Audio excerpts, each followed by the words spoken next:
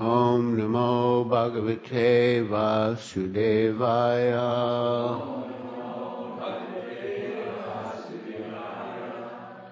Om Namo Bhagavate Vasudevaya.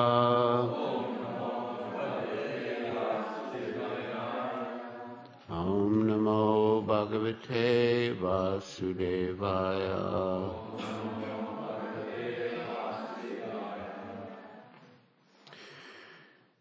We read from Srimad Bhagavatam, Canto 7, Chapter 15.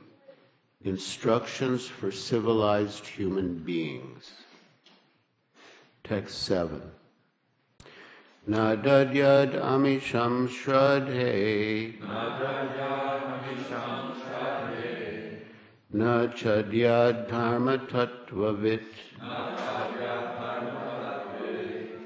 Muny-annaih para pritir. Yatha na pasu-himsaya. Na, never. Dadyad, should offer.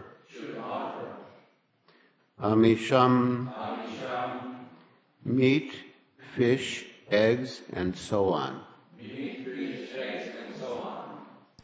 Sraddhe, in the performance of the sraddha ceremony. Na, nor. Cha, also. Dadyad, one should eat personally. Dharma-tattvavit, one who is actually learned in regard to religious activities. Muny-annaih, by preparations made with ghee for saintly persons. Syat, should be. Paro, first class. Pritir, satisfaction. Yatha, for the forefathers and the Supreme Personality of Godhead. Na, not. Pasu-himsaya, by killing animals unnecessarily.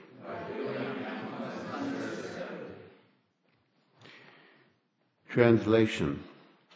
A person fully aware of religious principles should never offer anything like meat, eggs, or fish in the sraddha ceremony.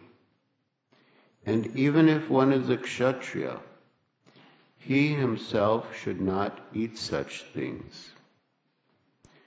When suitable food prepared with ghee is offered to saintly persons, the function is pleasing to the forefathers and the Supreme Lord, who are never pleased when animals are killed in the name of sacrifice.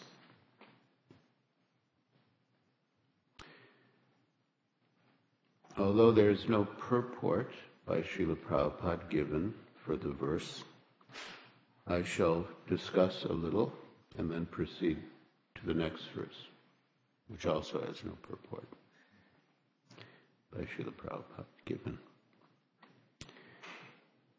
Here, the word pasu-himsaya, by killing animals unnecessarily. Pritir yatha na. The forefathers and Supreme Lord are never pleased when animals are killed. But muny-annaih syat paraprati, when first class food prepared with ghee is offered to saintly persons, the Supreme Lord is satisfied.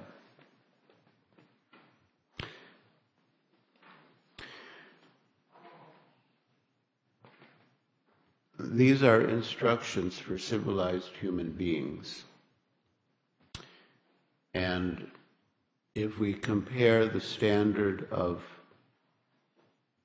religious performance mentioned in the verse with the activities of people in general now, we find that most people are not acting like civilized human beings. Dharmena hina pasubhi samana, that without dharma, a man is no better than an animal.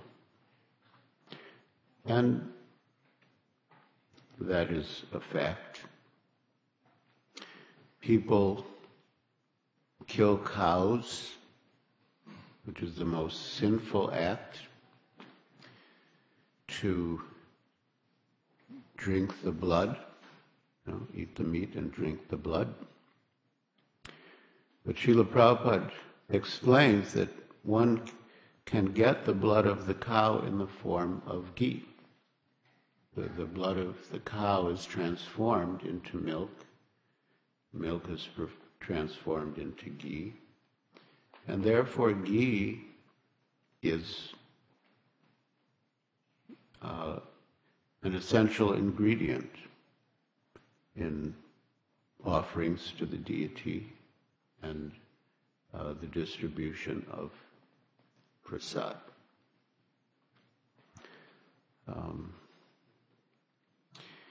And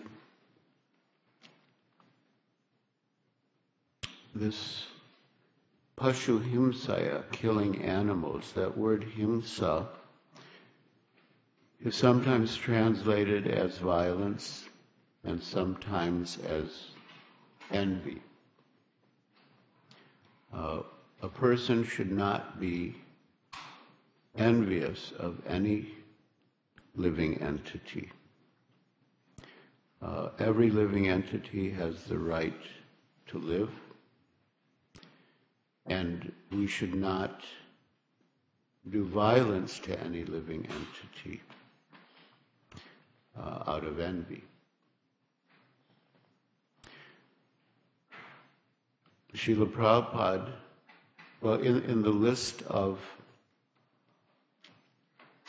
unwanted creepers or weeds that can grow up around the devotional creeper, the bhakti lata, one is jiva himsa, envy of other living entities.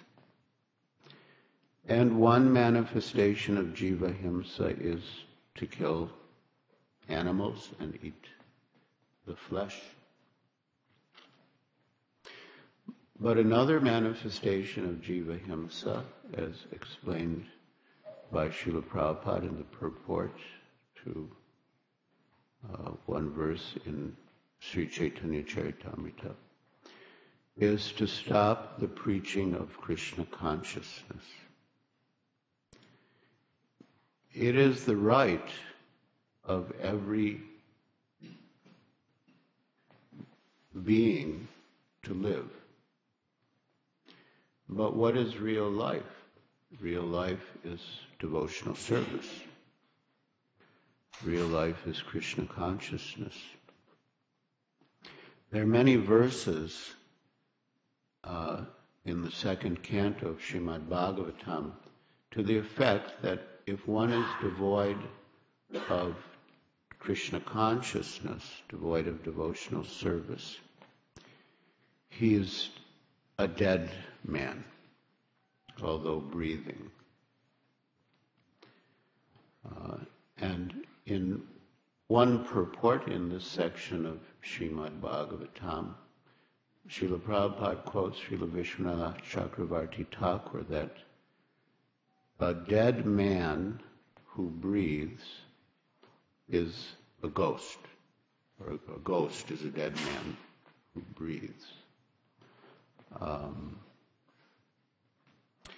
And non-devotees are like ghosts. They have not understood the essence of life, which is devotional service to Krishna. So, if someone is dying, say someone is dying in the street, if someone is dying, and we let the person die without making any effort to help him, that is, to say the least, a lack of sympathy. That is one of the symptoms of Kali Yuga, that the quality of mercy is diminished, sympathy is diminished. And Srila Prabhupada gave the example that if some people, if one man is beating another person on the street, previously, any passerby would intervene and try to stop the beating. But now, someone can be beaten on the street, people will just walk by. But Srila Prabhupada said this is a symptom of Kali Yuga, that people have lost the quality of sympathy. Some months ago there was a short video clip. It was actually taken by the hospital camera. That in the emergency room, some lady came into the hospital and she was literally lying on the floor. She collapsed on the floor in the emergency room of the hospital. And she was lying there for 2 or 3 hours. So many hospital attendants, nurses, hospital personnel were passing in and out of the room. No one even stopped. And eventually the lady died. And it was like a big scandal. And the mayor, the politicians will investigate. But according to Srila Prabhupada's analysis, this is the symptom of the influence of the age of Kali. The people lose the quality of mercy, compassion, of sympathy. So that's shocking, that people would allow someone to die right in front of them without even making any effort to save the person. But from the spiritual point of view, anyone without Krishna consciousness is dying, like a dead man. He might be breathing, but actually he's dead, dying. And if we do not do something to help the person, we're just one, callous, heartless, one more callous, heartless person letting someone die in front of us without any concern. The 5th canto of Srimad Bhagavatam gives the example that if a man is running towards the edge of a cliff, and you know what lies ahead, that if he keeps running, he's just going to fall off the edge of the cliff to his death.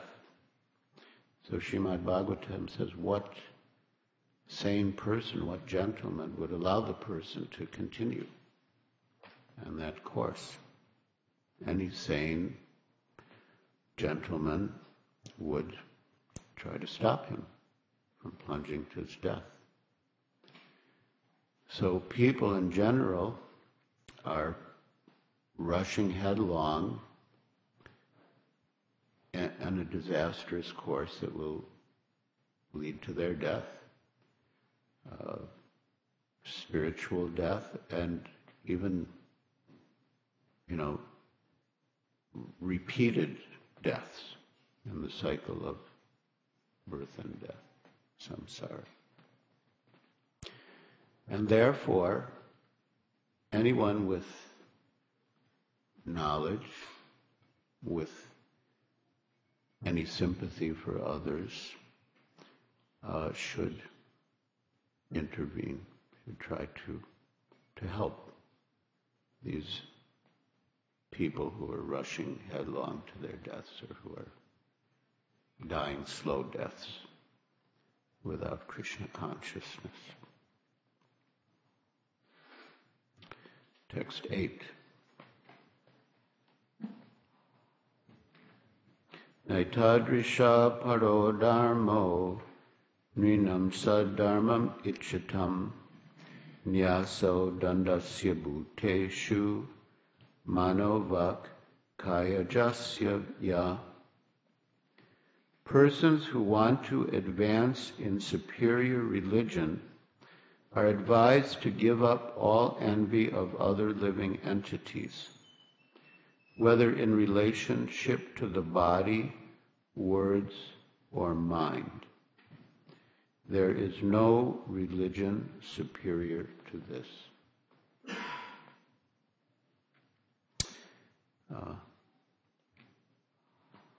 On a certain level, this statement resembles the Buddha's maxim, ahimsa paro dharmo, that nonviolence, or freedom from envy, is the highest principle of religion. There's one verse by Srinivasacharya about the 6 Goswamis. Dhira dhira jana priya priya karo nirmatsaro pujito. The translation is Dhira dhira jana priya. They're dear both to the gentle and the ruffians. Dhira dhira jana priya priya karo. And they were all pleasing to everyone. Nirmatsaro, because they were free from envy, pujito, and thus they are worshipable.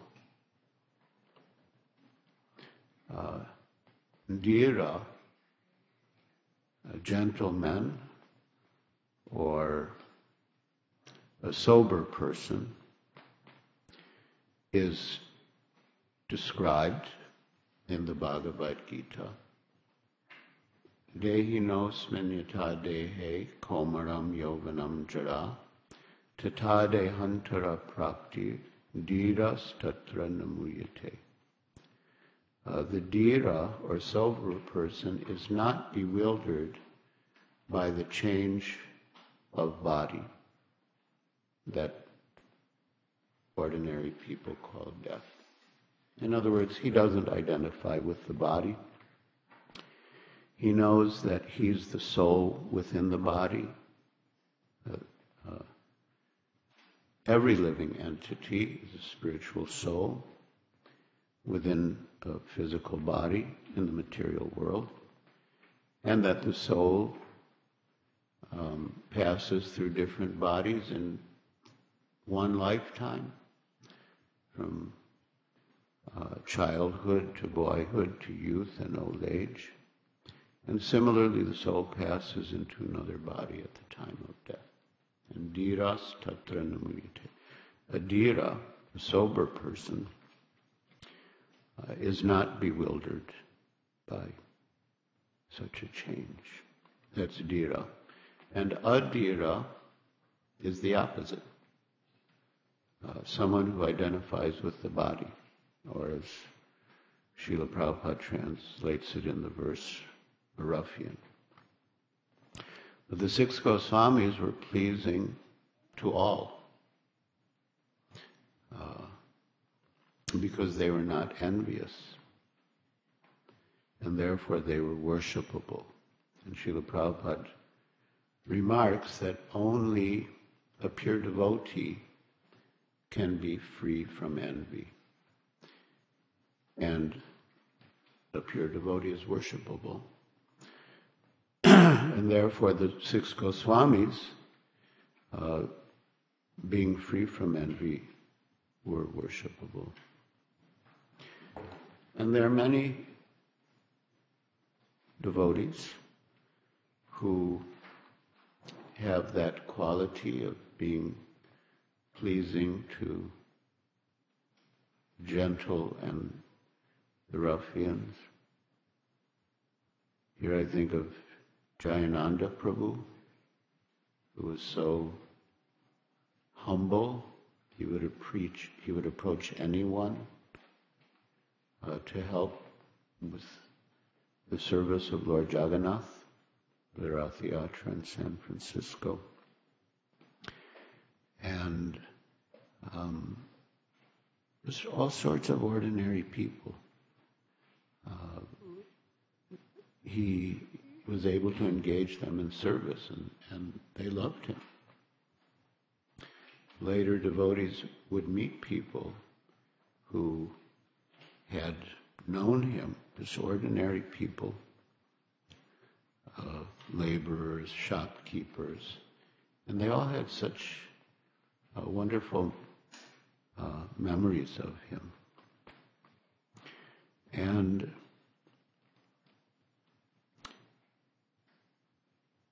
even his mother, I don't remember the details, but when Jayananda Prabhu's mother was in her last days, she was in a hospital in some town that wouldn't be considered very prominent, where perhaps there was no ISKCON temple. And it just so happened, but because of her son's purity, her son's Krishna consciousness, her son's good wishes, he had already left his body. He died at a fairly young age from leukemia. But she wanted devotee association. She wanted neck beads, she wanted to chant, she wanted to hear. And it just so happened that there was a nurse in that hospital who was a devotee. And that nurse got Jayananda Prabhu's mother as a patient to attend to. And the devotee was wearing neck beads, and Jayananda's mother noticed the neck beads and inquired, and then the whole story came out. And that devotee informed other devotees, and Jayananda Prabhu's mother had a glorious death, as she decided. And devotees felt it was because of Jayananda Prabhu's mercy, because she was his mother. Of course, I'm sure he wished her well. Every devotee is the well-wisher of everyone, so what to speak of one's mother or father who have done so much to help one in one's life.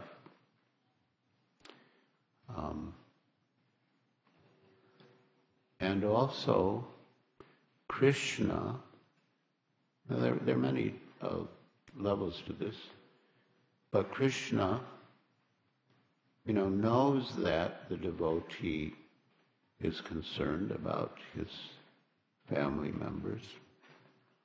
And Krishna also knows that sometimes the devotee will indirectly hurt his family members because he's pursuing a higher calling in life. and to pursue the higher calling, unless the parents themselves are pure devotees, but to pursue the higher calling, he may disappoint the parents. They may have certain expectations of the child to be something that they want, that would, bring prestige to the family in terms of mundane opinion. Or they may have expectations of the child that the child will serve them, in whatever way, help in the family business, help in the household, help financially. But the devotee has a higher calling. And in pursuance of the higher calling, he may be unable to fulfill some of the desires and expectations of the family members. Srinivasacharya's glorifying the six Goswamis, Dhira, Dhira, Jana, Priya, Priya Karo, that they were dear both to the gentle and the ruffians, and they were all pleasing to everyone. But when Raghunath Das Goswami left home, his father was not pleased, his uncle was not pleased, his wife was not pleased. So that happens. It's inevitable. Even Chaitanya Mahaprabhu himself left home, left his beloved mother and beautiful, obedient wife to pursue a higher mission. So, willingly or unwillingly, one's family members sacrifice when, their son or daughter or wife or husband takes fully to the cause of Krishna consciousness. But because devotees are naturally soft-hearted, naturally compassionate, they really don't want their family members to suffer. And Krishna knows both that the devotee doesn't want his or her family members to suffer, and he also gives them credit for the assets that the devotee brings to the service of the Lord. We come to Krishna consciousness, we serve the Lord with body, mind, and words. So the body, in the most basic sense, came from the union of the mother and father. And then the body was nurtured, protected by the parents. And then one's mind, if you will, one's intelligence was developed. The children, the parents took care to educate the children and taught them how to speak. So when a devotee serves the Lord with body, mind, and words, he's actually engaging in the service of the Lord assets that he has gotten and developed by the grace of his parents. So they get the credit. They get a share of the credit. Just like someone may dig a well. Digging a well is considered a pious activity. Even, taking care of children is a duty of a householder. It's part of the dharma of the parents. So someone may dig a well just as a good deed. And years later, after the person who dug the well has left the world, a sadhu may come and take water from the well. So even though the person who dug the well may have just had the idea to help the people in his village, may or may not have thought that at some stage a Vaishnava will come and drink water from the well. But when the Vaishnava does come and drink water from the well, that person who dug the well gets the credit for doing that service to the Vaishnava. And he makes spiritual advancement wherever he is. So in the same way, the parents provide a body to a living entity, and they nourish the body and protect the body, educate, the person, culture the person. And when that person uses those assets in the service of the Lord, the parents get credit. And then on top of it, the devotee is, concerned for the welfare of the parents, prays for the spiritual benefit of the parents. And so Krishna, taking everything into consideration, purifies the family members of a devotee. The famous example is Hiranyakasipu. He's such a terrible demon. He tried to kill his own son Prahlad just because Prahlad was a devotee. But in the end, he was purified by the glance of Nrsingadev. And Nrsingadeva assures Prahlad that he's already been purified just because of you taking birth in his family, in his dynasty. Chanakya Pandit says, just as an aromatic tree, the fragrance from an aromatic tree will give fragrance to the whole forest, similarly a devotee, the presence of a devotee in a family will bring blessings to the whole family. And just as a tree that catches fire in the forest can lead to the destruction of the entire forest, similarly a reckless child can cause harm to the whole family. Like Ravana. Ravana brought destruction to his whole dynasty. He was such a terrible demon. So although a devotee may appear to be callous to his family members or her family members, actually he's not. A true devotee is naturally concerned about the welfare of every living entity, so what to speak about one's family members who have helped one in so many ways and where there's natural affection. Even Hiranyakasipu, although he was such a demon, but still, when he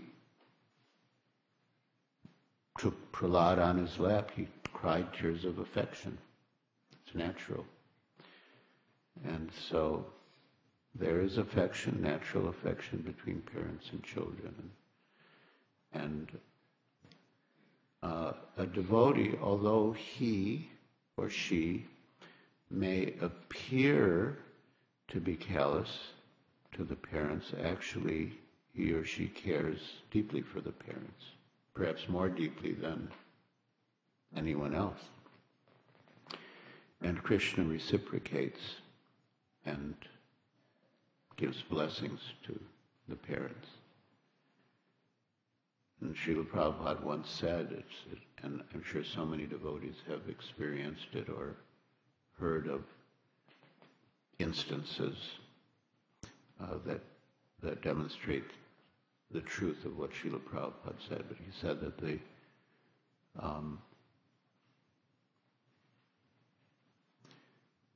the parents of his disciples will realize their good fortune at the time of their passing away. Many examples.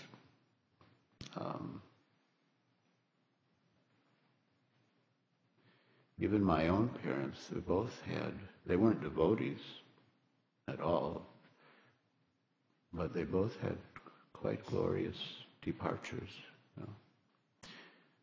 surrounded by family members chanting God's name. And in the case of my mother, I phoned His Holiness Giriraj Swami, because he's a good friend. But, incidentally, he had also met my mother. And I told him that, the end was coming near. You could tell, it was just a matter of hours. And he was in the Brooklyn Temple. It was very hard to reach him. In some cases, our handling of phone calls in ISKCON is not one of our strongest points. But anyway, somehow, he got the message. And later, I heard that he had announced, it was the Sunday program, and he had announced, that Giriraj Swami's mother is about to leave her body, and all the devotees should pray for her. And then he began kirtan, and during that kirtan is actually when she left her body. And meanwhile, we were also, chanting God's name in her physical presence. So I know many devotees have had similar experiences with their parents.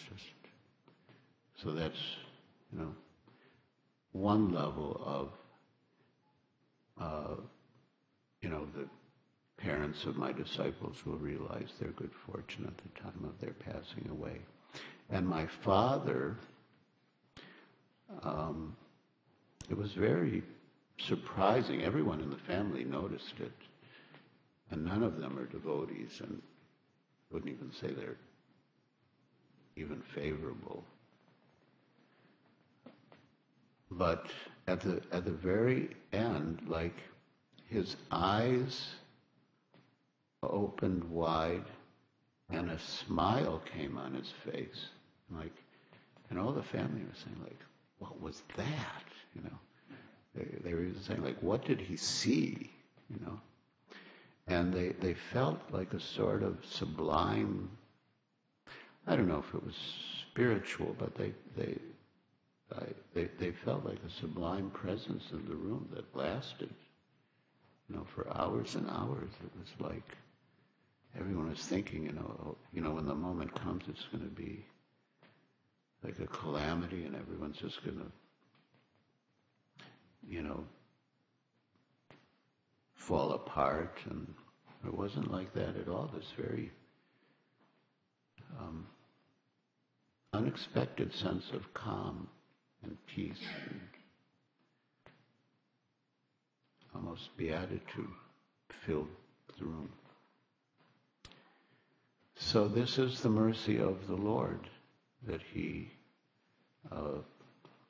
bestows upon the family members of devotees, who at heart have no envy of anyone. They wish well of everyone. But again, because of their calling, sometimes they may have to do things that are not desired by family members who are not pure devotees.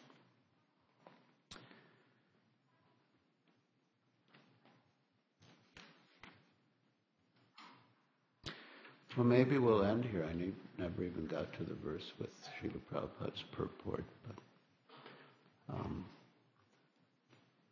think we can end here and see if anyone has any questions or comments. And then I'm going to make a statement at the end. Maharaj, is there any update on Bhagavatam Maharaj's condition?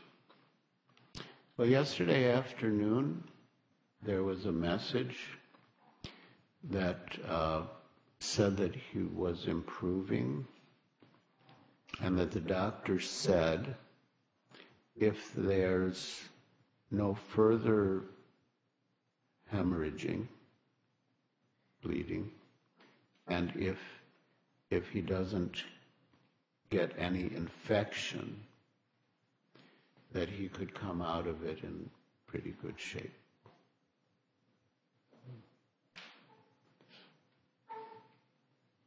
That was the latest from yesterday.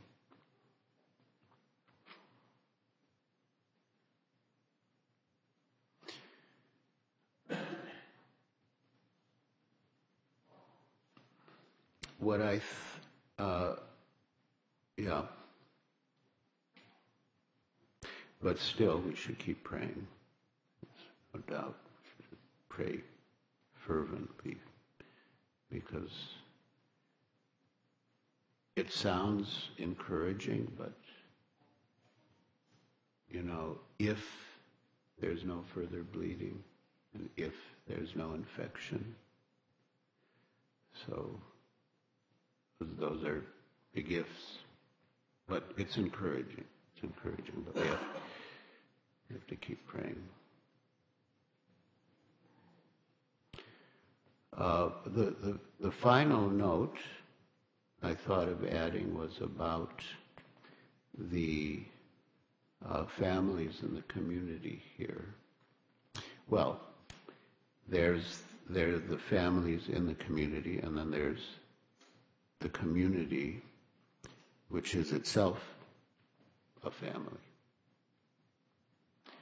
And going over today's schedule, of course we have our regular programs,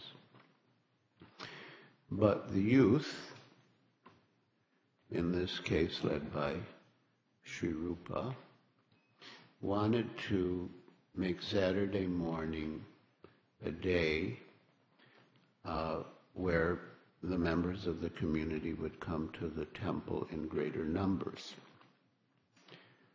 which is a noble ambition.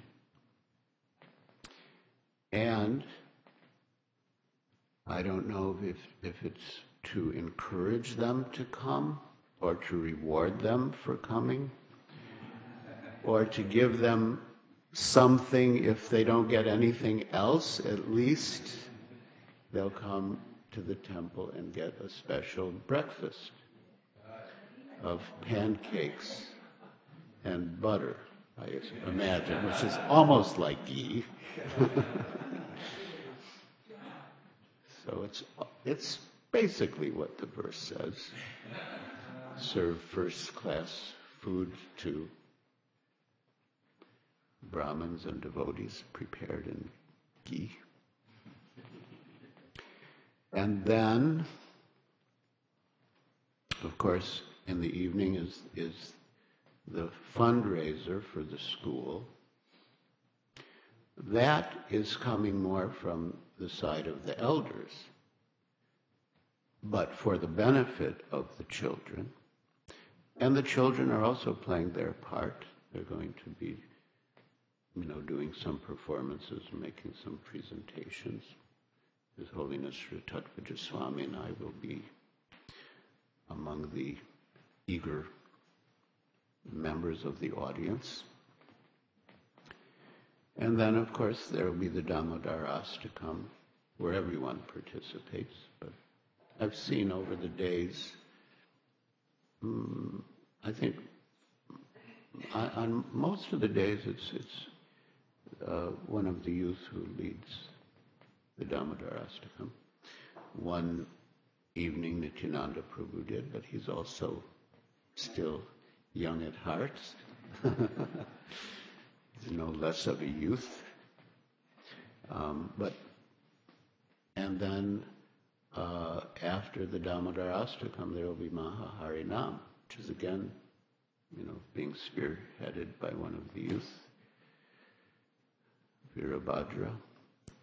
So it's very encouraging, very encouraging. The reciprocation, how the elders are encouraging the youth, and the youth are encouraging the elders. The adults are trying to make the children Krishna conscious, and the children are making the adults more Krishna conscious. I remember one very nice couple in London. The husband is a disciple of His Holiness Tamal Krishna Goswami, Vishwambar Prabhu, and his wife, Jagannath Ashwari Das, who's a disciple of Srila Prabhupada. But when they had their son, Srila Gurudev wrote them a letter, in effect saying how the child would act to make them more Krishna conscious. And it happens, the parents who might have been a little lax in some areas, they think, oh, now we have a child, we have to set a good example, to take the child to the temple and to keep the house in proper standard, keep the activities in the house such that the child will be inspired in Krishna consciousness. That's a very nice reciprocation.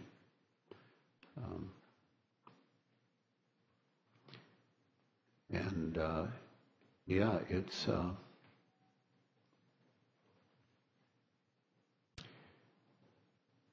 someone recently told me a story. It might have been His Holiness Satchidananda Swami, because we were together at the japa retreats, but it might not have been. Might have been someone else at the retreats who told me about some Mormons who came to the Hare Krishna temple and became regular visitors. I mean, they love the kirtan, they love the prasad, they love the philosophy, they love everything about it. And they're like pretty polite people and very respectful and appreciative of the devotees.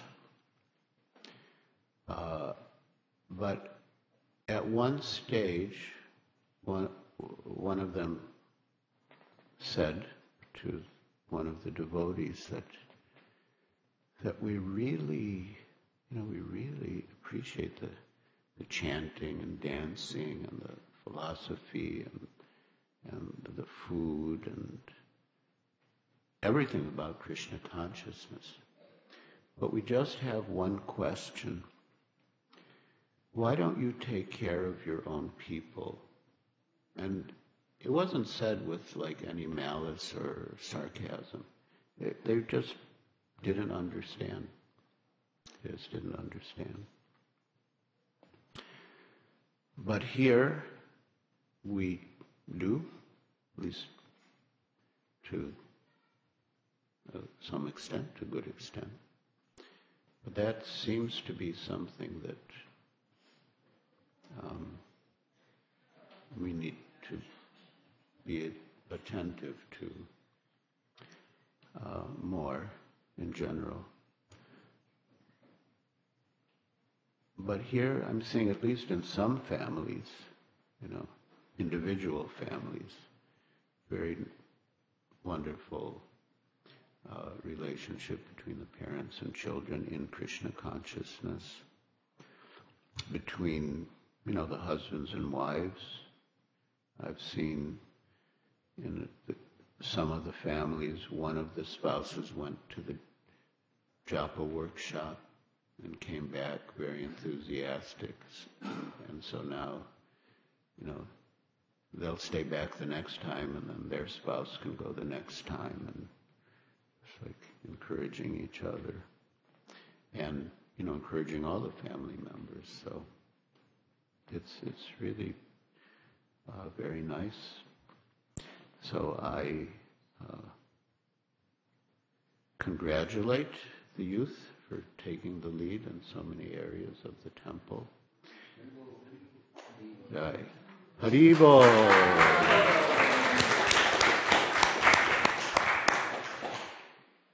And I congratulate the parents and the elders in the community who have created the environment in which youth have grown and are starting to blossom so nicely. Haribol.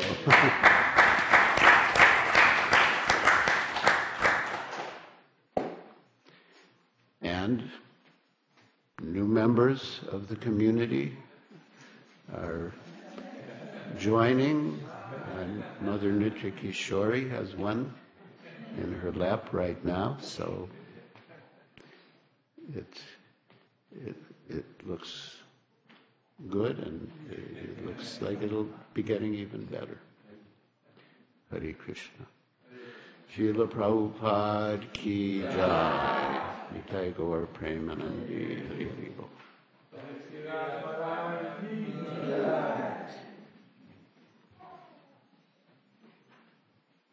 Gaur Bhakta Vrinda ki jai.